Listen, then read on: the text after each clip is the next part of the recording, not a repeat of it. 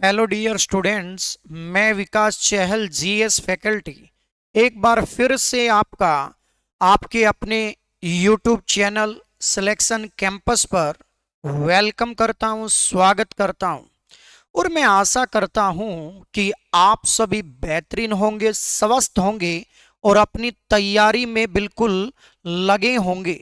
तो इसी क्रम में, इसी सीक्वेंस में आज फिर आपके सामने एक बेहतरीन टॉपिक के साथ, और आज पढ़ने वाले हम basic intro of economics means अर्थशास्त्र का परिचय। काफी बच्चों के मेरे पास कमेंट आए, वैसे ऑफलाइन भी वो मेरे से डिस्कस करते हैं कि सर आप इकोनॉमिक्स के बारे में भी कुछ टॉपिक हमारे को डिस्कस करें, कि इकोनॉमिक्स बड़ा बोरिंग सब्जेक्ट होता है, हमको समझ में कम आता है।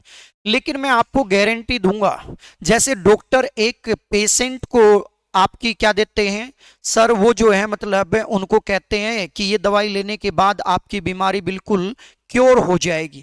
तो वही मैं भी आपको ये कह पाऊंगा कि ये क्लास करने के बाद आपका इकोनॉमिक्स के अंदर इंटरेस्ट पैदा होगा। तो चलिए इधर उधर की बात नहीं करेंगे, हम सीधा काम की बात करेंगे, अर्थशास्त्र का परिचय। तो सबसे पहला जो पॉइंट बनेगा, ये जो पॉइंट है आप बच्चों के सामने, कि इकोनॉमिक्स जिसको आप हिंदी में बोलते हैं क्या, अर्थशास्त्र। तो अब ये जो वर्ड है इकोनॉमिक्स, तो ये इकोनॉमिक्स वर्ड का जो ओरिजिन होता है या इसकी जो उत्पत्ति होती है, ये कौन से लैंग्वेज से होती है। तो इसकी जो उत्पत्ति या ओरिजिन होता है, ये ग्रीक लैंग्वेज से होता है। पहला पॉइंट जो आपसे पूछ लिया जाएगा, ग्रीक लैंग्वेज से होता है। और ग्रीक लैंग्वेज के अंदर सर एक वर्ड होगा, और उस वर्ड का नाम क्या है, ओइकोनोमिया। तो ओइकोनोमिया वर्ड से इकोनॉमिक्स का क्या होता है, ओरिजिन होता है। नोट करेंगे सारे बच्चे एक एक पॉइंट को। मैंने आपसे कहा कि इकोनॉमिक्स जो वर्ड है जिसको हिंदी में अर्थशास्त्र बोलते हैं, तो इसका ओरिजिन या इसकी उत्पत्ति कौन सी लैंग्वेज से होती है, ग्रीक लैंग्वेज से, पहला पॉइंट। लेकिन वो ग्रीक लैंग्वेज में वर्ड कौन सा है, ओइकोनोमिया या ओइकोनोमोस, ओइकोनोमिया या ओइकोनोमोस। लेकिन ये जो ओइकोनोमिया वर्ड है, इसका मीनिंग क्या होगा, आपसे एग्जामिनर पूछ लेगा। तो इस ओइकोनोमिया वर्ड का जो मीनिंग होगा, वो होगा हाउस होल्ड मैनेजमेंट। क्या होगा, हाउस होल्ड मैनेजमेंट। तो जिसको हम हिंदी में कहेंगे घरेलू प्रबंधन। तो जिसको हिंदी में क्या कहेंगे, घरेलू प्रबंधन कहेंगे। तो ये आपके एग्जाम में आया हुआ पॉइंट है, पहला पॉइंट जो आप बच्चों को याद करते हुए आगे बढ़ना है, कि इकोनॉमिक्स वर्ड का ओरिजिन ग्रीक लैंग्वेज से होता है। लेकिन ग्रीक लैंग्वेज के कौन से वर्ड से, ओइकोनोमिया या ओइकोनोमोस, आपको याद रखना है। इस ओइकोनोमिया वर्ड का मीनिंग क्या होगा, हाउस होल्ड मैनेजमेंट। जैसे हम घर में चीजों का मैनेजमेंट करते हैं, ठीक उसी प्रकार से इकोनॉमिक्स आपको क्या सिखाएगा, management of resources, management of money, finance. ये सारी चीजें आप कहां पे सीखेंगे, इकोनॉमिक्स में सीखेंगे। आशा करता हूं ये पॉइंट आप ग्रैब कर पाए, समझ पाए, अंडरस्टैंड कर पाए, कोई दिक्कत परेशानी आपको नहीं होगी। लेकिन अब यहां पे निकल के आया कि मैनेजमेंट वर्ड निकल के आया, तो मैं आपको बताना चाहूंगा जर्नल मीनिंग। सर आपसे पूछ लेंगे जर्नल मीनिंग ऑफ इकोनॉमिक्स। तो हम जर्नल मीनिंग ऑफ इकोनॉमिक्स कैसे पढ़ेंगे? कहने का मतलब जो अर्थशास्त्र है उसका सामान्य अर्थ हम क्या ले सकते हैं, ये पॉइंट आपसे एग्जामिनर पूछ लेगा। तो चलिए मैं आपको बताऊंगा। मैं जर्नल मीनिंग के अंदर पहला पॉइंट लिख सकता हूं, क्या लिख सकता हूं? मैनेजमेंट ऑफ रिसोर्सेज लिख सकता हूं। मैनेजमेंट ऑफ क्या लिख सकता हूं? रिसोर्सेज। कहने का मतलब संसाधनों का प्रबंधन करना, हिंदी में ऐसे लिख देंगे, ठीक है। लेकिन दूसरा मैं क्या लिख सकता हूं? मैं लिख सकता हूं कि बेटर, सर मैं लिख सकता हूं बेटर एलोकेशन, बेटर एलोकेशन, या इसी को मैं लिख सकता हूं डिस्ट्रीब्यूशन ऑफ रिसोर्सेज भी आपका जो है मीनिंग हो सकता है। तो आप बोल सकते हैं management of resources, better allocation या डिस्ट्रीब्यूशन ऑफ रिसोर्सेज। तो कहने का मतलब संसाधनों का सही तरीके से क्या करना, बंटवारा करना, ये भी आपका क्या हो सकता है? इकोनॉमिक्स हो सकता है। तीसरा पॉइंट हम क्या ले सकते हैं? हम ले सकते हैं सिलेक्शन या चॉइस ऑफ बेस्ट अल्टरनेट भी मैं लिख सकता हूं। कहने का मतलब अन्य सर्वोत्तम विकल्प का चयन करना। तो कहने का मतलब यहां लिख दिया अन्य सर्वोत्तम विकल्प का क्या करना, चयन करना। ये भी जो है आपका क्या हो सकता है? इकोनॉमिक्स हो सकता है। बेटर एलोकेशन ऑफ रिसोर्सेज, कहने का मतलब संसाधनों का सर्वोत्तम बंटवारा करना या सही तरीके से बंटवारा करना भी आपका इकोनॉमिक्स कहलाएगा। लेकिन जब मैं क्लास में पढ़ाता हूं तो ज्यादातर बच्चों से मैं डिस्कस करता हूं, मैं पूछता हूं what is the mean of economics. तो बच्चे तरह तरह की बातें निकाल करके लेके आते हैं। कोई कहता है कि economic activities and economic problem study is known as the economics. It is also right कि इकोनॉमिक्स के अंदर आप आर्थिक क्रियाओं और समस्याओं का क्या करेंगे? अध्ययन करेंगे। बिल्कुल सही है सर। लेकिन पेपर में जो पॉइंट पूछता है ना आज के दिन, वो आपको ऐसे ऐसे पॉइंट पूछेगा कि हम इकोनॉमिक्स में क्या सीखेंगे? मैनेजमेंट करना सीखेंगे। किसका मैनेजमेंट करना सीखेंगे? रिसोर्सेज का। ऐसे आप पढ़ेंगे कि हमारे पास जो रिसोर्सेज हैं कैसे हैं? लिमिटेड हैं। हमारे जो संसाधन है वो कैसे हैं? लिमिटेड हैं। लेकिन हमारी जो डिजायर है वो कैसी हैं? अनलिमिटेड है। हमारी इच्छाएं असीमित हैं, लेकिन हमारे संसाधन कैसे हैं? सीमित हैं। तो हमें क्या करना पड़ेगा? हमें जो है चॉइस करना पड़ेगा, मतलब हमें चयन करना पड़ेगा। हम कौन सी डिजायर को कंप्लीट करें, किसको हम फुलफिल करें, किसको हम सेक्रीफाइस करें। तो ये कौन सिखाएगा? इकोनॉमिक्स सिखाएगा। मैं एक एक पॉइंट आपको समझाऊंगा, कोई डरने की जरूरत नहीं है। और अब यहां पे सिलेक्शन या चॉइस ऑफ बेस्ट अल्टरनेट भी आपको देखने को मिलेगा। और फोर्थ पॉइंट जो आपके पेपर के अंदर एग्जामिनर बार बार पॉइंट पूछता है, तो आप इकोनॉमिक्स को क्या भी कह सकते हैं? आप इकोनॉमिक्स को ऑप्टिमम या जो है इफेक्टिव यूटिलाइजेशन ऑफ रिसोर्सेज भी कह सकते हैं। ये 4 पॉइंट आपको लेकर के चलना है। तो मैंने कहा कि संसाधनों का, हिंदी में इसको क्या बोलेंगे? संसाधनों का सर्वोत्तम जो है उपयोग कैसे किया जाए, ये पॉइंट भी मैं बोल सकता हूं। कहां पर? इकोनॉमिक्स के अंदर। कि मेरे पास जो रिसोर्सेज हैं मैं उनका कुशलतम उपयोग या सर्वोत्तम उपयोग कैसे करूं, इसको भी हम क्या कह सकते हैं? इकोनॉमिक्स कह सकते हैं। तो ये 4 पॉइंट आपको याद करने हैं। लेकिन इसके आगे सुनिए बात को ध्यान से। अगर मैं आप लोगों के साथ यहां पर डिस्कस करूं कि why economics emerged. It is the very very important कि अर्थशास्त्र की उत्पत्ति कैसे हुई। तो ये पॉइंट आपको देखने को मिलेगा कि अर्थशास्त्र की उत्पत्ति कैसे हुई। पहला पॉइंट कि अर्थशास्त्र का जो ओरिजिन होता है ये कैसे होता है भैया।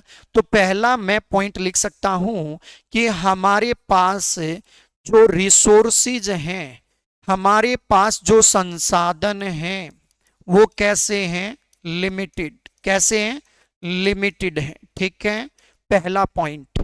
भाई ये भी एक कारण हो सकता है अर्थशास्त्र की उत्पत्ति का, संसाधनों का लिमिट होना, सीमित होना, या हमारी जो डिजायर है, हमारी जो डिजायर है, हमारी जो वांट्स हैं, हमारी जो इच्छाएं हैं वो कैसी हैं, वो हमारी अनलिमिटेड हैं। कैसी हैं बोलो सारे, अनलिमिटेड। कहने का मतलब कैसी हैं, असीमित हैं। कैसी हैं, असीमित हैं। इस एक लेक्चर को देखने के बाद आपका इकोनॉमिक्स का परसेप्शन चेंज होने वाला है, ये मेरा वादा है आपसे। क्योंकि जो चीजें मैं आपको एक्सप्लेन करूंगा ये सारी चीजें आपको किसी एक बुक में मिलने वाली नहीं है। ये अनेक दवाओं का मिश्रण है सर, और ये एक ऐसी रामबाण जो है आपकी क्लास रहेगी जो इकोनॉमिक्स के अंदर आपकी जो है मतलब भावनाओं को चेंज करने वाली क्लास रहेगी। जो बच्चे कहते हैं कि सर इकोनॉमिक्स से हमें नींद आती है, उनको नींद नहीं आएगी, अब उनको पढ़ने में मजा आने वाला है। ठीक है, तो मैंने कहा हमारी डिजायर या वांट्स, हमारी इच्छाएं, नीड्स कैसी हैं, अनलिमिटेड हैं। या मैं तीसरा पॉइंट में क्या कह सकता हूं भाई, मैं लिख सकता हूं लैक ऑफ रिसोर्सेज। कहने का मतलब लैक ऑफ रिसोर्सेज, कहने का मतलब हमारे पास संसाधनों की क्या है, कमी है। ये भी एक कारण हो सकता है। और फोर्थ पॉइंट मैं क्या लिख सकता हूं, स्केयरसिटी।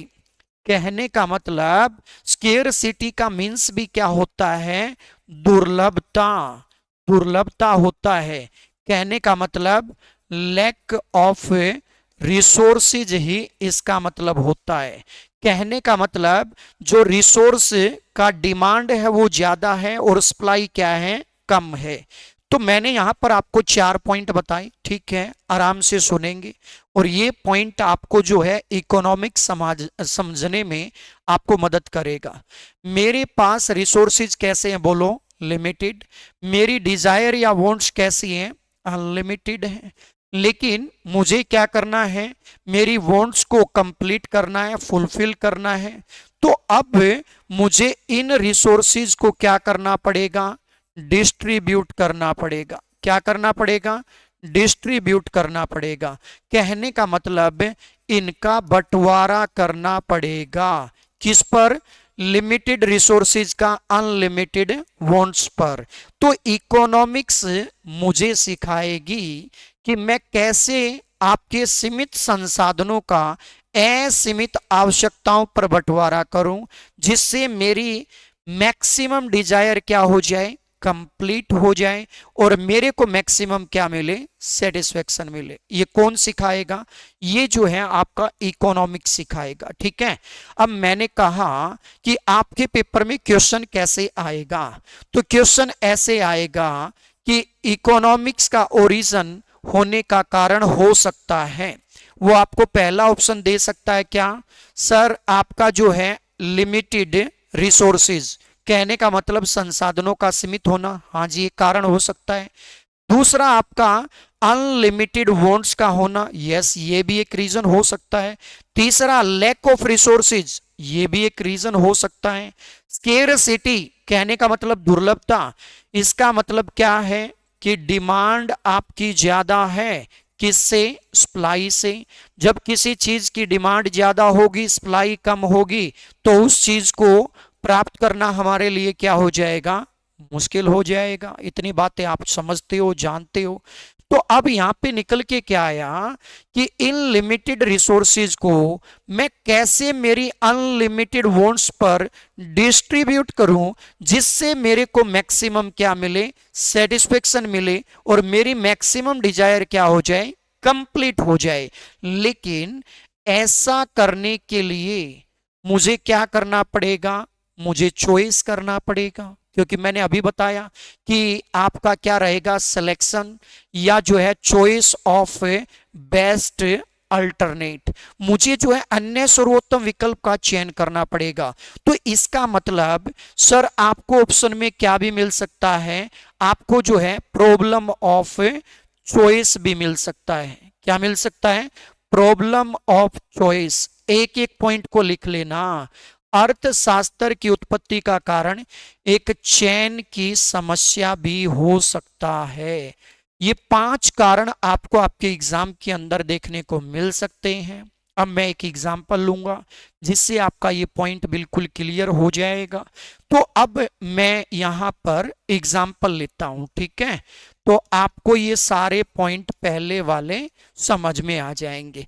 मैंने कहा हमारे पास लिमिटेड रिसोर्सेज हैं, तो मान के चलो कि मेरे को मंथली जो सैलरी मिलती है ना, तो वो कितनी मिलती है, मैंने एज्यूम कर लिया कितनी मिलती है मेरे को, एक महीने में सैलरी 20,000 रुपए मिलती है। तो ये 20,000 रुपए मेरे पास में क्या है, लिमिटेड रिसोर्स है। क्या है भैया, लिमिटेड रिसोर्स है। अब कई बच्चों को ये नहीं पता कि रिसोर्स होता क्या है। भैया आपका मोबाइल एक रिसोर्स है, आपकी कॉपी एक रिसोर्स है, आपका रूम एक रिसोर्स है, जो कुछ आप देख पा रहे हैं वो क्या है, रिसोर्स है। जिससे आपकी आवश्यकता में कमी आए, जिससे आपकी नीड में कमी आए, उसी को हम क्या कहेंगे, रिसोर्स कहेंगे।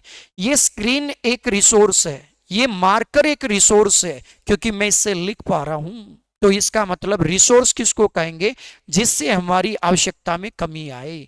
तो ये बताओ कि 20,000 रुपए से मेरी आवश्यकता में कमी आएगी या नहीं आएगी। सर रुपए से अगर कमी नहीं आएगी तो और बताओ किससे आएगी, 200% आएगी। अब मेरे पास जो रिसोर्स है वो क्या है, लिमिटेड है। लेकिन मेरी डिजायर कैसी है, जल्दी बोलो मेरे साथ, हमारी डिजायर कैसी है, बोलो अनलिमिटेड। तो मैंने कहा रिसोर्स लिमिटेड है लेकिन मेरी डिजायर कैसी है, ये लिख दिया मैंने अनलिमिटेड। तो ये है अनलिमिटेड। अब मैं इन 20,000 रुपए से मेरी असीमित आवश्यकताओं को पूरा करना चाहता हूं, लाइक दैट। मैं इन 20,000 रुपए से मान के चलो क्या करना चाहता हूं, एक पार्टी करना चाहता हूं, मैं इससे क्या करना चाहता हूं, डोनेशन करना चाहता हूं, दान देना चाहता हूं भैया, या मैं क्या करवाना चाहता हूं, मेरे बच्चे का एडमिशन करवाना चाहता हूं, या मैं इन पैसों से क्या करना चाहता हूं, मैं बच्चे के लिए बुक्स को परचेज करना चाहता हूं, या मैं इन 20,000 रुपए से क्या करना चाहता हूं, लाइक दैट मैं सेविंग करना चाहता हूं, या फिर मैं क्या करना चाहता हूं, हाउस को रिपेयर करवाना चाहता हूं। ठीक है, मान लो कि मेरी ये अनलिमिटेड क्या है, डिजायर है। तो अब मुझे क्या करना पड़ेगा भाई, 20,000 रुपए को इन अनलिमिटेड डिजायर पर डिस्ट्रीब्यूट करना पड़ेगा। तो डिस्ट्रीब्यूट करना पड़ेगा कहने का मतलब मैनेजमेंट करना पड़ेगा। मैं इन 20,000 रुपए का इन अनलिमिटेड वॉन्ट्स पर कैसे मैनेजमेंट करूं जिससे मेरी मैक्सिमम डिजायर क्या हो जाए, कंप्लीट हो जाए, मेरी मैक्सिमम डिजायर फुलफिल हो जाए। लेकिन ऐसे में मुझे कुछ सेक्रीफाइस करना पड़ेगा, मेरे सामने प्रॉब्लम ऑफ चॉइस आएगी। कैसे आएगी, सुनो बात को ध्यान से। प्रॉब्लम ऑफ चॉइस क्यों आएगी, क्योंकि रिसोर्सेज लिमिटेड हैं। मैं एक और आपको बेहतरीन बात बताऊंगा, अगर हमारे पास लिमिटेड रिसोर्स ना होते तो शायद आप इकोनॉमिक्स यहां पर स्टडी नहीं कर रहे होते। रीजन एक है सर हमारे रिसोर्सेज का लिमिटेड होना। अगर आप उल्टा कर दोगे कि रिसोर्सेज अनलिमिटेड हो जाए और आपकी डिजायर लिमिटेड हो जाए तो फिर हमें प्रॉब्लम ऑफ चॉइस देखने को नहीं मिलेगा। लेकिन यहां पर हमारे रिसोर्स लिमिटेड हैं और डिजायर अनलिमिटेड है, तो मुझे डिस्ट्रीब्यूट करना पड़ेगा। इसमें मैं किसी को सेलेक्ट करूंगा तो किसी को मैं क्या करूंगा, रिजेक्ट करूंगा। आइए मेरे साथ, मैंने कहा कि 20,000 रुपए से मैं सबसे पहले मेरी कौन सी इच्छा को कंप्लीट करना चाहता हूं। मैंने कहा party, donation, admission, books, saving, house repair. तो मैंने कहा इन 6 में से सबसे ज्यादा मेरे को सेटिस्फेक्शन किससे मिलता है भैया, बच्चे के एडमिशन से। मैंने कहा कि भाई मैं बच्चे का एडमिशन करवाऊंगा, मेरी ये सबसे टॉप प्रायोरिटी है। मेरी इच्छा है कि सबसे पहले मैं बच्चे का क्या करवाऊं, एडमिशन करवाऊं। तो मैंने कहा कि बच्चे के एडमिशन के लिए भैया मैं कितना पैसा खर्च करूंगा, 5,000 रुपए। लेफ्ट कितने बचे, 15,000 रुपए। फिर मैंने कहा कि बच्चे के लिए बुक्स भी जरूरी है भाई, तो मैंने कहा कि 5,000 रुपए मैं किस पे खर्च करूंगा, बच्चे की बुक्स पे खर्च करूंगा। ठीक है।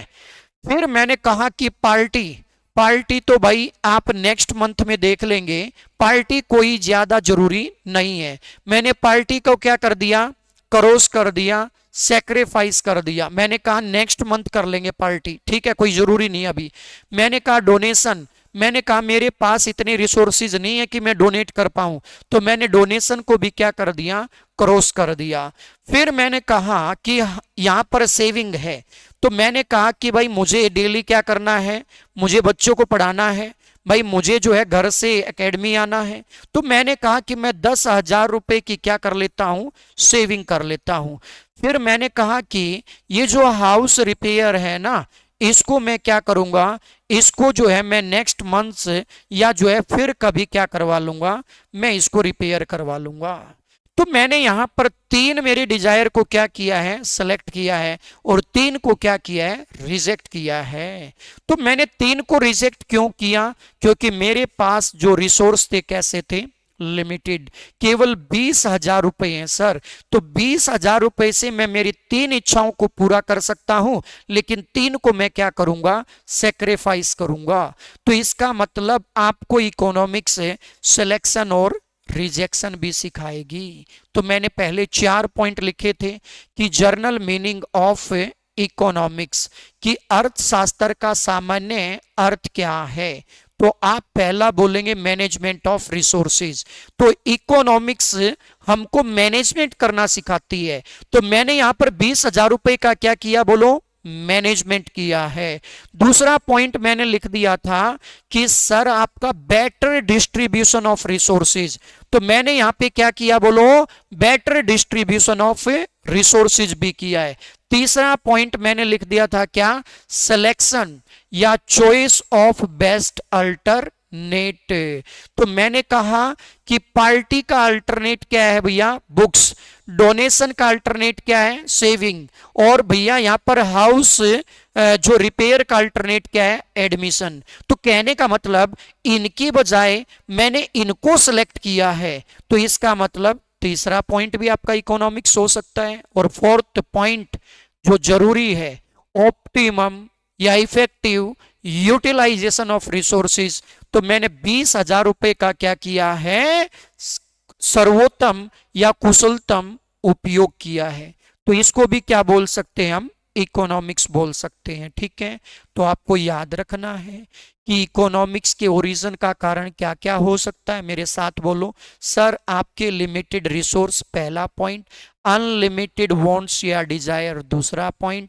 लैक ऑफ रिसोर्सेज, तीसरा पॉइंट। स्केरसिटी, कहने का मतलब लैक ऑफ रिसोर्सेज, डिमांड ज्यादा है सप्लाई कम है, ये भी एक कारण हो सकता है। और फिफ्थ पॉइंट है प्रॉब्लम ऑफ चॉइस, चैन की समस्या। ठीक है। मैं आपको बताना चाहूंगा, चाहे एक बिजनेसमैन है, चाहे एक फार्मर है, सबके सामने क्या है, प्रॉब्लम ऑफ चॉइस है। क्या है, प्रॉब्लम ऑफ चॉइस। मान के चलिए मैं एक फार्मर हूं और मेरे पास 1 एकड़ जमीन है। ठीक है। तो ये 1 एकड़ जमीन कैसा है, लिमिटेड रिसोर्स है, लेकिन मैं इस पर क्या उगाना चाहता हूं, मैं इस पर धान भी उगाना चाहता हूं और क्या उगाना चाहता हूं, कपास भी उगाना चाहता हूं। लेकिन मैं एक चीज को उगा पाऊंगा, एक को क्या करना पड़ेगा, मुझे सेक्रीफाइस करना पड़ेगा। तो मेरे पास रिसोर्स कैसे हुए, लिमिटेड। अगर धान को उगाऊंगा तो किसको नहीं, कपास को नहीं उगाऊंगा, इसको रिजेक्ट करना पड़ेगा, सेक्रीफाइस। कपास को उगाऊंगा तो किसको नहीं उगाऊंगा, धान को। तो ये चीज आपको हर जगह देखने को मिलेगी। मान लो कि कोई व्यक्ति है जिसके पास बिजनेसमैन है, जिसके पास 5 करोड़ रुपया है, तो 5 करोड़ रुपया भी तो लिमिटेड है ना भैया। उसको भी प्रॉब्लम ऑफ चॉइस को फेस करना पड़ेगा कि वो जो है इसको शुगर इंडस्ट्री पे लगाए या जो है आपका क्लॉथ इंडस्ट्री पे लगाए। अगर वो जो है 5 करोड़ रुपए को शुगर इंडस्ट्री पे लगाएगा तो कहां नहीं लगाएगा, क्लॉथ पे नहीं लगाएगा। क्लॉथ पे लगाएगा तो कहां नहीं लगाएगा, शुगर इंडस्ट्री पे नहीं लगाएगा। ये पॉइंट आपको समझना है। हंसते मुस्कुराते हुए पढ़ो। कई बच्चे कहते हैं हमें टेंशन हो जाती है सर, जब हम पढ़ते हैं तो हमें नींद आने लगती है। भाई देखो, कोई इसका बड़ा जो है मतलब निकलता नहीं है, ठीक है सर। आपको नींद आने का कारण आपका इंटरेस्ट हो सकता है। आपको लगता होगा कि हमें पढ़ाई करने की नीड नहीं है, लेकिन मैं आपको कहूंगा कि आप आराम से बैठ करके चीजों को लर्न करो। सर जैसे ही याद हो जाए अपनी नोटबुक को क्लोज कर दो, फिर जो है उसको क्या करो, आप रिकॉल करके देखो कितने पॉइंट में लर्न कर पाया। 10 पॉइंट आपने याद किए होंगे तो आप 5 को भूल चुके होंगे, 5 आपको याद होंगे। 5 जो याद हो चुके हैं, जो भूलते हैं उनको दोबारा से रिकॉल कर लो। भाई मेहनत तो करनी पड़ेगी, ठीक है, क्योंकि स्वामी विवेकानंद जी ने भी कहा है, arise awake and stop not till the goal is rest. तो उठो, जागो और तब तक मत रुको जब तक तुम्हें तुम्हारा लक्ष्य हासिल ना हो जाए। मेहनत का कोई अल्टरनेट नहीं है।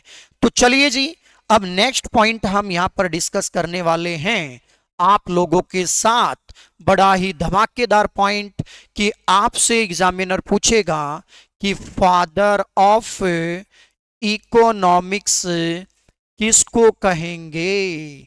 तो आपको बताना है फादर ऑफ इकोनॉमिक्स हम कहेंगे एडम स्मिथ को। किसको कहेंगे, एडम स्मिथ को। तो आप आज ही याद कर लो कि फादर ऑफ इकोनॉमिक्स हम एडम स्मिथ को बोलेंगे। और ये जो एडम स्मिथ है, ये जो है स्कॉटलैंड के रहने वाले थे, जो यूके के अंदर रहेगा। लेकिन फादर ऑफ इकोनॉमिक्स का आपको जो है 2 मेजर बुक क्या करना है, याद रखना है। भाई यहां पर 2 मेजर बुक, वैसे मैं 3 बता देता हूं आपको, तो यहां पर आपको याद रखना है। पहला है द इनविजिबल हैंड। तो द इनविजिबल हैंड बुक जो रहेगी, ये किसकी रहेगी, ये एडम स्मिथ की। पेपर में आया हुआ पॉइंट है, द इनविजिबल हैंड बुक के राइटर का नाम बताओ, एडम स्मिथ। लेकिन दूसरा बुक जो रहेगा, ये रहेगा the theory of moral sentiment. तो the theory of moral sentiment book के राइटर का नाम भी क्या रहेगा, एडम स्मिथ, 1759। लेकिन आपके पेपर के अंदर बार बार रिपीट होने वाली बुक जो रहेगी, वो रहेगी वेल्थ ऑफ नेशन। तो वेल्थ ऑफ नेशन बुक के राइटर का नाम क्या रहेगा, एडम स्मिथ रहेगा। ये बुक जो रिटर्न करते हैं, कब करते हैं, 1776 के अंदर करते हैं। तो हमारे पॉइंट निकल करके आए कितने, हमारे पॉइंट निकल करके आए sir 3। The invisible hand, the theory of moral sentiment और वेल्थ ऑफ नेशन। तो ये आपको बताना है क्या, एडम स्मिथ, ठीक है। पॉइंट आप समझ पाए होंगे, कोई दिक्कत आपको होने वाली नहीं है। लेकिन अब अगर हम आगे बढ़ें तो आपका पॉइंट निकल करके आएगा, क्या पॉइंट निकल करके आएगा। एक बच्चे ने जैसे मेरे को कमेंट किया एक दिन क्लास के अंदर, और उसने कहा कि सर ये पॉइंट मेरे को कम समझ में आया जो आपने बताया कि इकोनॉमिक्स का मीनिंग क्या होता है। बिल्कुल छोटा सा बात बताऊंगा भैया। मैंने आपको क्या कहा है, मैंने आपसे कहा है कि हमारे पास जो रिसोर्सिज हैं, जो रिसोर्सिज हैं वो कैसे हैं बोलो, लिमिटेड। लेकिन हमारी जो वांट्स हैं या हमारी डिजायर हैं वो कैसी हैं, वो अनलिमिटेड हैं। कैसी हैं, अनलिमिटेड। तो अब हमें क्या करना है, हमारी डिजायर को भैया फुलफिल करना है। क्या करना है, फुलफिल करना है। भाई फुलफिल करते समय हमें किसी चीज को क्या करना पड़ेगा, सेक्रीफाइस करना पड़ेगा। कहने का मतलब त्याग करना पड़ेगा। तो ऐसा करते समय मुझे क्या करना पड़ेगा, चॉइस करना पड़ेगा। देखो सुनो ध्यान से, रिसोर्सेज कैसे हैं, लिमिटेड। डिजायर कैसी हैं, अनलिमिटेड। तो अब मुझे मेरी अनलिमिटेड डिजायर को क्या करना है बोलो, फुलफिल करना है। तो ऐसे में मुझे कुछ डिजायर को क्या करना पड़ेगा, सेक्रीफाइस करना पड़ेगा। क्यों करना पड़ेगा, क्योंकि आपके रिसोर्स कैसे हैं, लिमिटेड हैं। क्योंकि मैंने बताया कि मेरे रिसोर्सेज कितने हैं बोलो, 20,000 रुपए। लेकिन मेरी डिजायर कैसी है, अनलिमिटेड। मैं 20,000 रुपए से मेरी अनलिमिटेड डिजायर को क्या नहीं कर सकता, कंप्लीट नहीं कर सकता। तो ऐसे में मुझे क्या करना पड़ेगा, सेक्रीफाइस करना पड़ेगा। और ऐसे में मुझे क्या करना पड़ेगा, चॉइस करना पड़ेगा। कहने का मतलब चयन करना पड़ेगा कि मैं मेरी कौन सी आवश्यकताओं को पूरा करूं और कौन सी आवश्यकता को पूरा ना करूं। तो ये चीज आपको देखने को मिलेगी। जो बच्चा नहीं समझ पाया इस पॉइंट से, वो जरूर जो है इस पॉइंट को समझ पाएगा, ऐसा मेरा मानना है। ठीक है, लेकिन अब आगे बढ़िए। जो पॉइंट हम कंटिन्यू करके लेके चले हैं, दूसरा पॉइंट आपसे पूछेगा एग्जामिनर कि फादर ऑफ इंडियन इकोनॉमिक्स। तो फादर ऑफ इंडियन इकोनॉमिक्स आप किसको कहेंगे। तो फादर ऑफ इंडियन इकोनॉमिक्स आप किसको कहेंगे बताओ भाई। ये कहेंगे कौटिल्य को। किसको कहेंगे, कौटिल्य को कहेंगे। तो father of Indian economics, very very important point है, बच्चों को आता नहीं है। तो आपको याद रखना है, father of Indian economics Kautilya. और आप सब जानते हैं इनका फेमस बुक सर जिसका नाम रहेगा क्या, अर्थशास्त्र, जिसको आप कहेंगे अर्थशास्त्र। तो अर्थशास्त्र बुक के राइटर का नाम क्या है, कौटिल्य, या आप कह सकते हैं चाणक्य, या आप कह सकते हैं विष्णुगुप्त भी आप कह सकते हैं। तो ये तीनों नाम एक ही व्यक्ति के हैं सर। पेपर में आपको कौटिल्य भी देखने को मिल सकता है, चाणक्य भी, विष्णुगुप्त भी, आपको याद रखना है। तीसरा point, very very important point, आपसे पूछेंगे father of Indian economic, Indian economic planning. आपसे ये पॉइंट भी पूछ लेंगे। तो आपको आंसर करना है father of Indian economic planning. कहने का मतलब यहां पर तो था फादर ऑफ इंडियन इकोनॉमिक्स, भारतीय अर्थशास्त्र का पिता। लेकिन सर भारतीय, अगर मैं बात करूं भारतीय, भारतीय जो आपका क्या रहेगा, आर्थिक नियोजन का पिता, आर्थिक नियोजन का पिता किसे कहेंगे। तो ये नाम याद रखना है, विश्वेश्वरैया का हम याद रखेंगे। किसको कहेंगे, विश्वेश्वरैया को। तो नोट करेंगे सारे बच्चे वन बाय वन कि father of Indian economic planning, जिसको हम पढ़ेंगे क्या, 5 ईयर प्लान। ठीक है, जो ये इकोनॉमिक प्लानिंग का कंसेप्ट है हमने कहां से लिया है, यूएसएसआर से। नेक्स्ट चैप्टर में बताऊंगा आपको। तो विश्वेश्वरैया को हम कहेंगे father of Indian economic planning, क्योंकि विश्वेश्वरैया की एक फेमस बुक है जिसको आपको देखने को मिलेगा planned economy, planned economy for India. Note कर लो भैया, क्योंकि पेपर में आएगा क्वेश्चन। तो planned economy for India book return करने वाले व्यक्ति का नाम क्या है, बोलो सारे, विश्वेश्वरैया। तो विश्वेश्वरैया ने इंडिया के अंदर इकोनॉमिक प्लानिंग का कंसेप्ट हमें दिया। कौन सी बुक के अंदर, planned economy for India book के अंदर। इसीलिए विश्वेश्वरैया को क्या कहेंगे, father of Indian economic planning. ठीक है, बेहतरीन पॉइंट। फिर आगे बढ़ेंगे और आगे बढ़ते हुए नेक्स्ट पॉइंट हमें लिखना है, father of Indian economic reforms. ये भी पेपर में आया हुआ पॉइंट है कि भारत में आर्थिक सुधारों का जनक किसे कहेंगे या पिता किसे कहेंगे। तो ये आपको याद रखना है, पीवी नरसिम्हा राव जी को आप याद रखेंगे, पीवी नरसिम्हा राव जी को याद रखेंगे। ठीक है, और आप सब जानते हैं कि इनको 2024 में क्या मिलता है, भारत रत्न मिलता है।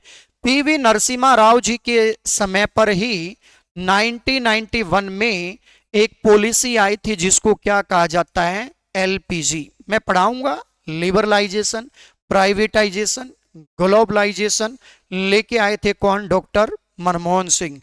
एक दिन ऐसे ही क्लास में पढ़ा रहे थे तो एक बच्चे ने कहा कि sir father of Indian economic reforms किसको कहेंगे। भाई आप जो है डॉक्टर मनमोहन सिंह को कहेंगे। जी बिल्कुल नहीं कहेंगे, पीवी नरसिम्हा राव जी को कहेंगे। लेकिन फ्रंटियर ऑफ इंडियन डेवलपमेंट किसे कहेंगे, डॉक्टर मनमोहन सिंह। सीखने के मामले में स्टूडेंट बनकर के सीखो, कहने का मतलब एक एक चीजें आपको जो है एक सीक्वेंस के अंदर यहाँ पर जो है परोसी जाएंगी। ठीक है, बेहतरीन तरीके से जितना हम जानते हैं, जितना आपने सिखाया है, जितना आपने हमको जिस लेवल पर जो है पहुंचाया है, उस लेवल की चीजें आपको बताएंगे। ठीक है, इस क्लास के बाद देखना कि आपका इकोनॉमिक्स को लेकर के जो परसेप्शन है, जो टेंडेंसी है, जो इसको देखने का नजरिया है, वो बिल्कुल चेंज होने वाला है। क्योंकि जो नकारात्मक लोग होते हैं, जो नेगेटिव थिंकिंग रखते हैं सर, वो हमेशा ही नेगेटिव चीजों को ढूंढते हैं। लेकिन पॉजिटिव बातों को जो अपने माइंड में लेके आते हैं, वो नेगेटिव में भी पॉजिटिविटी को ढूंढ लेते हैं। तो भाई पॉजिटिव बनिए, ठीक है, क्योंकि पॉजिटिविटी आपकी सब समस्याओं का सॉल्यूशन है। ठीक है, तो नेक्स्ट पॉइंट आपको यहां पर याद रखना पड़ेगा, डेफिनेशन। तो डेफिनेशन ऑफ इकोनॉमिक्स आपको याद करना है। ठीक है, 3 पॉइंट लिखवा देता हूं जो आपको याद रखना है। 3 पॉइंट बेहतरीन वाले पॉइंट रहेंगे। तो भाई अर्थशास्त्र की परिभाषा हिंदी वाले ऐसे याद रखेंगे कि अर्थशास्त्र की परिभाषा क्या हो सकती है। तो सबसे पहला मैं लिख सकता हूं, economics is a science of wealth. लिखना सब। तो इकोनॉमिक्स क्या है सर, साइंस ऑफ वेल्थ। तो मैं अर्थशास्त्र को जो है धन का विज्ञान कह सकता हूं। ये डेफिनेशन किसने दिया है, एडम स्मिथ ने दिया है। किसने दिया है, एडम स्मिथ। तो एडम स्मिथ ने फोकस किया किस पे, वेल्थ पे। तो अर्थशास्त्र क्या है, धन का विज्ञान है। ये बात किसने कही है, एडम स्मिथ ने, जिनको फादर ऑफ इकोनॉमिक्स कहा जाता है। तो आपका साइंस का मतलब क्या होता है, एक सिस्टेमेटिक तरीके से क्या करना, स्टडी करना। लेकिन दूसरा पॉइंट अपना जो बनेगा वो बनेगा, economics is a science of human welfare. Human welfare. तो कहने का मतलब हम अर्थशास्त्र को क्या कह सकते हैं, मानव कल्याण का विज्ञान कह सकते हैं। क्या कह सकते हैं, मानव कल्याण का विज्ञान कह सकते हैं। ये बात किसने कही है, ये डेफिनेशन किसने दी है, अल्फ्रेड मार्शल ने दिया है। अल्फ्रेड मार्शल, ये आपको याद रखना है, जिनकी एक बुक है, फेमस बुक है, प्रिंसिपल्स ऑफ इकोनॉमिक्स, किसका रहेगा? अल्फ्रेड मार्शल का रहेगा। और तीसरा पॉइंट जो हमें याद रखना है वो रखना है क्या? रॉबिन्स। तो रॉबिन्स हमारे एक इकोनॉमिक्स हुए हैं और इन्होंने जो डेफिनेशन दी है वो दी है, economics is a economics is a science of choice.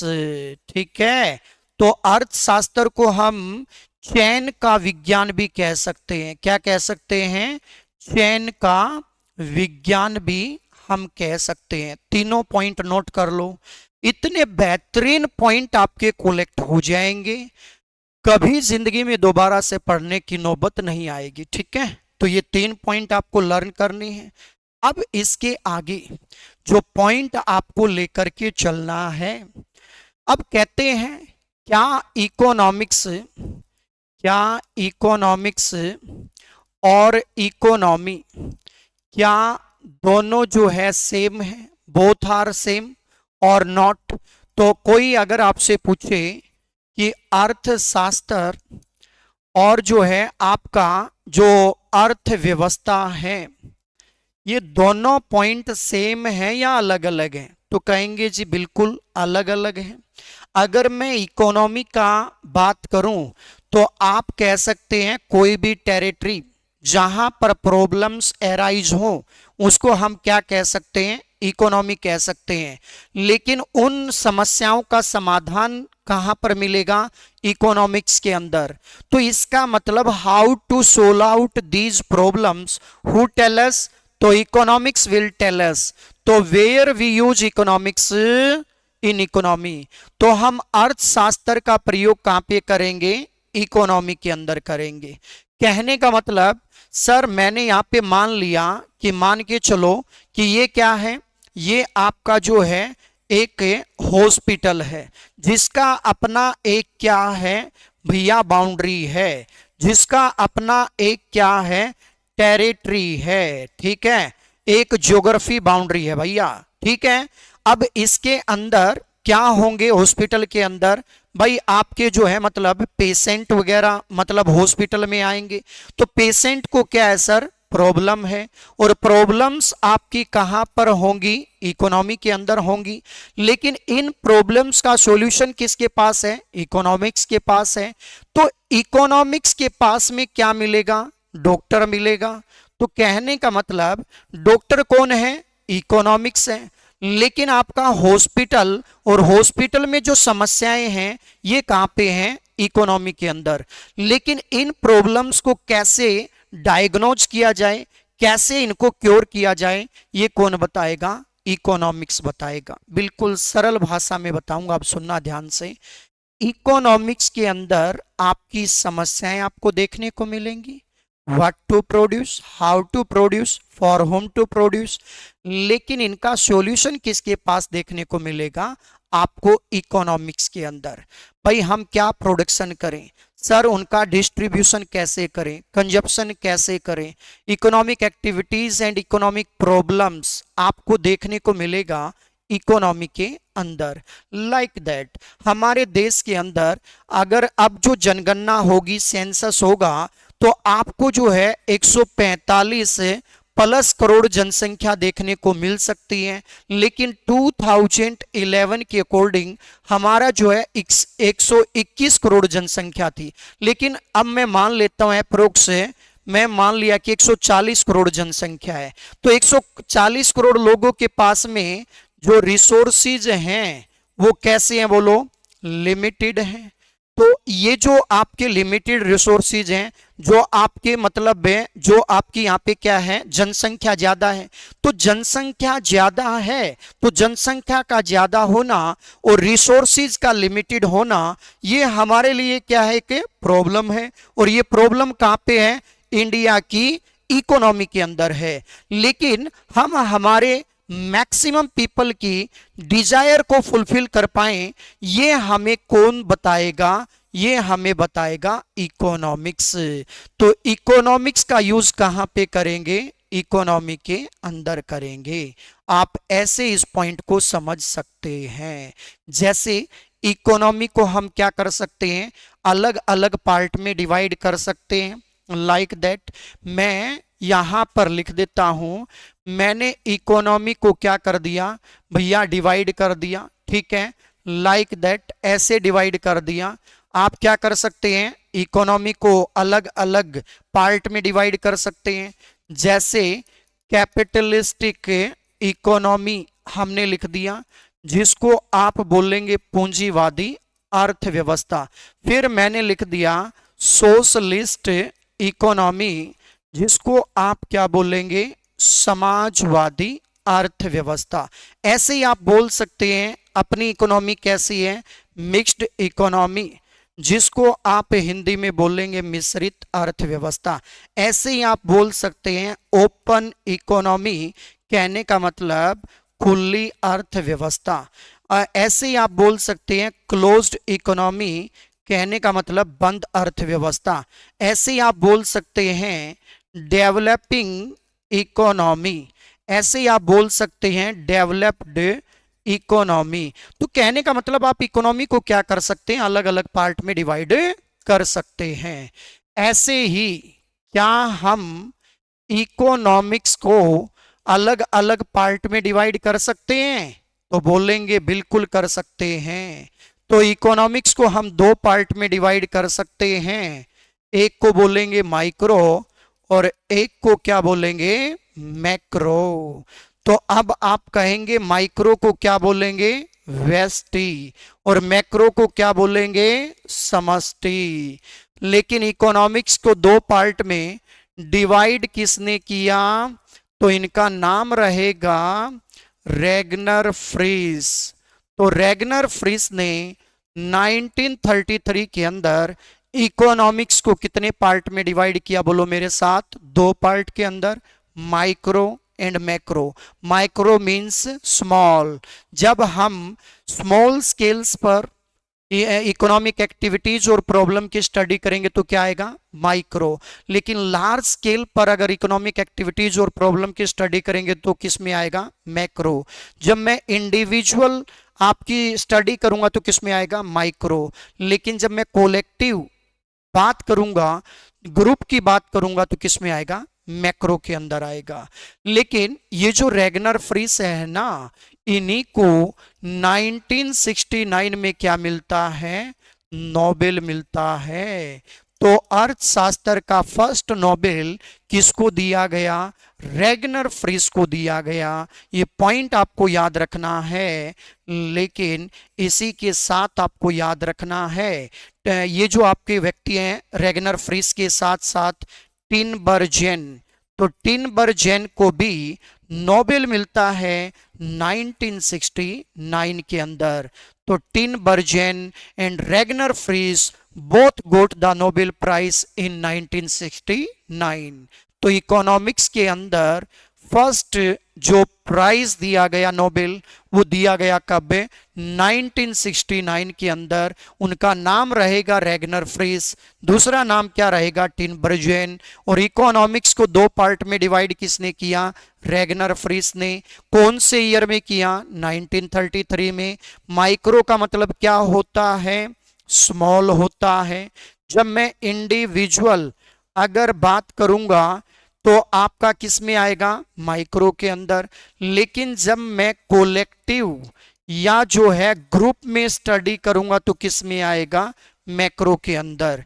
इससे आगे की जो कहानी रहेगी, इससे आगे की जो बातें रहेंगी, वो मैं आपके साथ डिस्कस करूंगा नेक्स्ट क्लास के अंदर, क्योंकि आज के लिए इतना काफी है। आप इतनी चीजों को लर्न करना, इनको समझना, एक एक पॉइंट को पहले सुनेंगे, उनको साथ की साथ लिखेंगे। आपके नोट्स, बेहतरीन नोट्स जो है तैयार हो जाएंगे। आपको फिर अलग अलग बुक से पढ़ने की नौबत नहीं आएगी।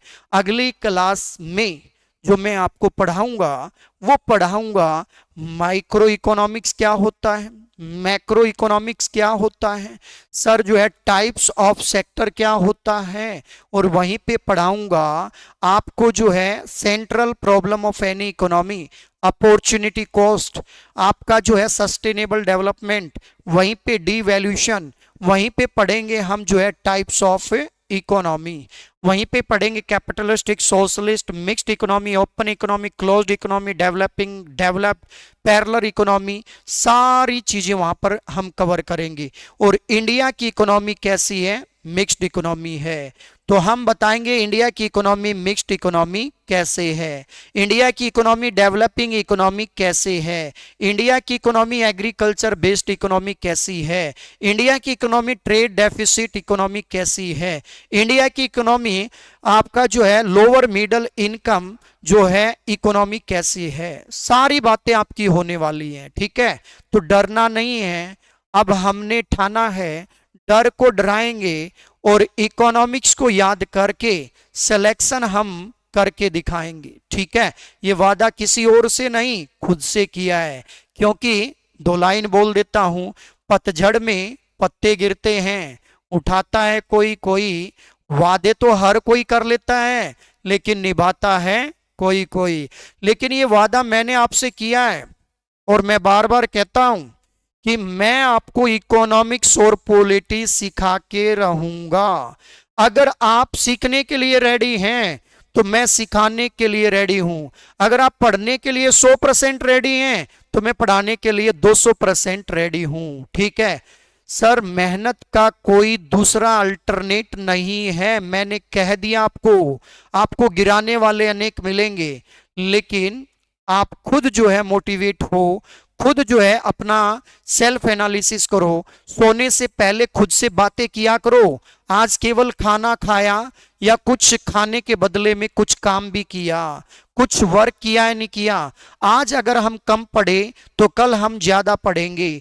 आज जो हमने पढ़ाई की वो हमारे जो है भविष्य के लिए कितना जो है मतलब सही रहेगी, क्या इतना पढ़ना सही है, उचित है या नहीं है, ये खुद से बातें किया करो आप।